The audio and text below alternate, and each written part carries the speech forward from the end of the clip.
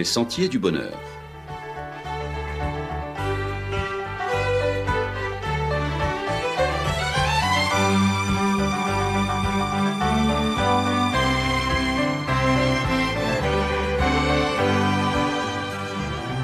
Une émission qui vous apporte un message d'espérance, de paix, de joie et de confiance. Chers amis auditeurs, bonjour. À vos masques, prêts, partez. En plusieurs croisées de rue, on trouve des étals de gadgets carnavalesques, des cotillons, tout un choix de tenues bigarrées. Il y en aura pour tous les délires, pour toutes les fantaisies, pour tous les goûts. Quant aux masques, n'en parlons pas.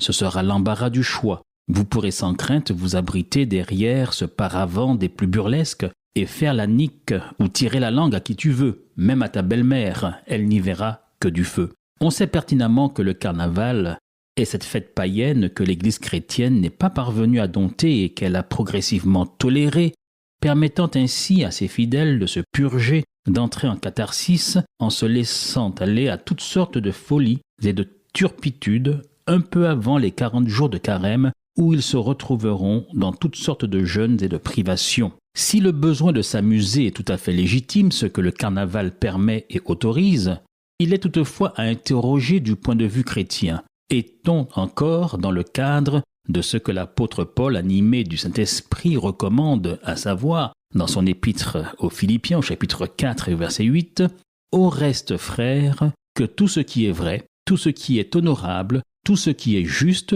tout ce qui est pur, tout ce qui est aimable, tout ce qui mérite l'approbation, ce qui est vertueux et digne de louange, soit l'objet de vos pensées. » Oui, s'amuser, faire la fête est certes nécessaire et salutaire, et fait partie de la vie. Un chrétien doit être joyeux, car un chrétien triste, selon le bon mot de l'humoriste, est un triste chrétien. Toutefois, les excès orgiaques du carnaval qui laissent la bride sur le cou des chevaux en furie de nos passions avec leurs tragiques conséquences, en termes de violence, de criminalité à certains endroits et de débordements sexuels avec ces mises bas surprenantes 9 mois plus tard, ne peuvent que nous pousser tout de même à nous interroger, d'autant qu'à cause de ces excès, l'aspect culturel est trop souvent occulté, masqué, tout comme le ferait un nez exorbitant qui vous mangerait la figure et vous ferait oublier le visage.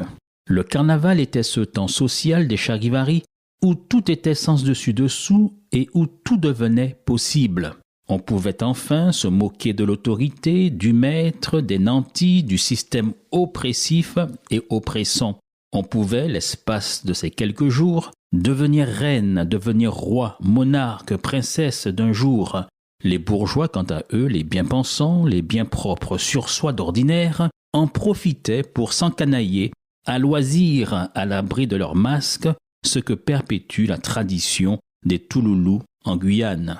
On pouvait, bien à l'abri de son masque, on pouvait délirer, se lâcher, se transformer, entrer dans la peau d'un autre, se travestir d'homme, devenir femme, et inversement, se métamorphoser sans courir grand risque, puisque l'on savait qu'il ne s'agissait que d'une farce et que l'on pourrait sans grand dommage redevenir comme avant. Du moins, certains le pensent. Mais ce que beaucoup oublient, c'est que au-delà de l'amusement du moment, il y a pour certains le risque de l'envoûtement, de ne plus pouvoir justement redevenir ce que l'on était du fait d'avoir laissé toutes grandes ouvertes les portes d'entrée des puissances infernales et démoniaques qui d'ordinaire sont fermées, ces portes, par le verrou de la raison et de la volonté.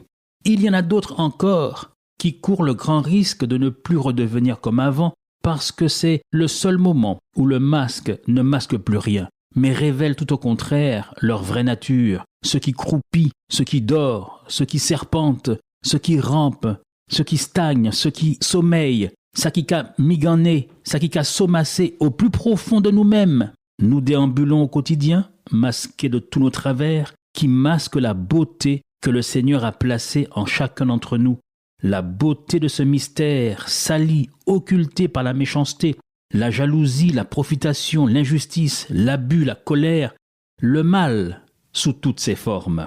Ce sont autant de masques que nous portons au quotidien et qui laissent apparaître sans phare, sans masque, la personne que nous sommes, très en deçà de la personne que notre Créateur voudrait que l'on soit et voudrait nous voir afficher. Seule la conversion est la véritable transformation possible, transformation en bien, changement en mieux de la personne, conversion qui nous permet de changer non seulement de visage, mais notre être tout entier, et qui fait dire à l'apôtre Paul dans sa première épître aux Corinthiens, au chapitre 6 et au verset 9, « Voilà ce que vous étiez, mais maintenant vous êtes devenus. » Ne savez-vous pas, dit l'apôtre Paul, que les injustes n'hériteront pas le royaume de Dieu? Ne vous y trompez pas, ni les débauchés, ni les idolâtres, ni les adultères, ni les dépravés, ni les voleurs, ni les cupides, ni les ivrognes, ni les insulteurs, ni les accapareurs n'hériteront le royaume de Dieu.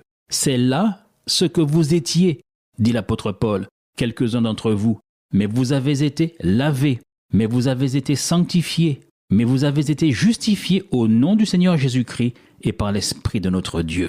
Oui, ce changement n'est pas que le travestissement d'un ou deux jours. Il ne s'agit pas d'une simple mascarade, nous pas caférole, nous pas café macaque, mais il s'agit d'un véritable changement, d'une véritable transformation, d'une renaissance. Il ne s'agit pas d'un simple ravalement de façade, car ce changement vous retape. Oui, la conversion vous rénove, de la cave au grenier. C'est tout le contraire du masque permanent que nous portons et qui devient malheureusement notre triste visage au quotidien. Alors, loin d'en rajouter, comme si cela n'était pas suffisant, comme cela, abat les masques et avançons plutôt en enfants de lumière, à visage découvert, et n'hésitons pas à refléter l'image merveilleuse du Christ, sa bonté, son amour, sa justice, sa joie, sa paix, sa patience, sa bonté, sa bénignité, sa fidélité, sa douceur.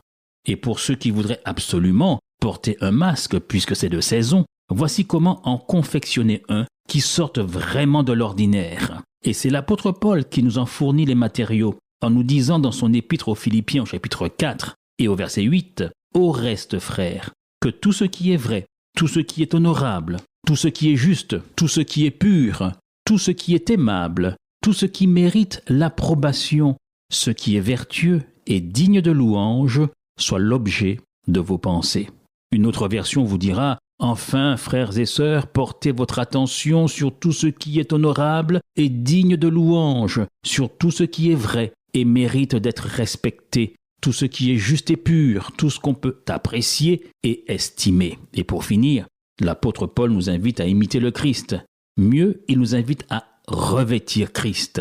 Dans son épître aux Romains, chapitre 13, au verset 13, il nous dit « Marchons honnêtement comme en plein jour, loin des excès et de l'ivrognerie, de la luxure et de l'impudicité, des querelles et des jalousies, mais revêtez-vous du Seigneur Jésus-Christ. » On pourrait dire « Soyez masqués par Jésus-Christ.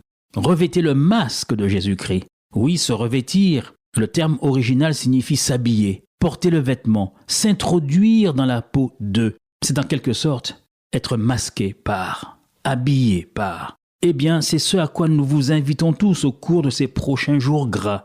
Alors nous vous disons à vos nouveaux masques, prêts, partez, et à la semaine prochaine, chers amis auditeurs.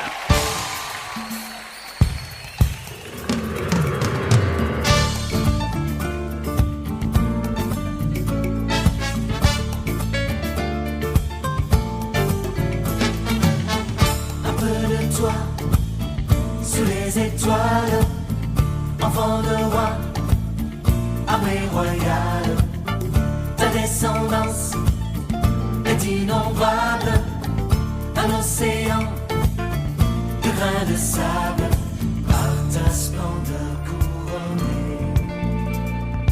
Nous sommes ton héritage, par ton amour coloré.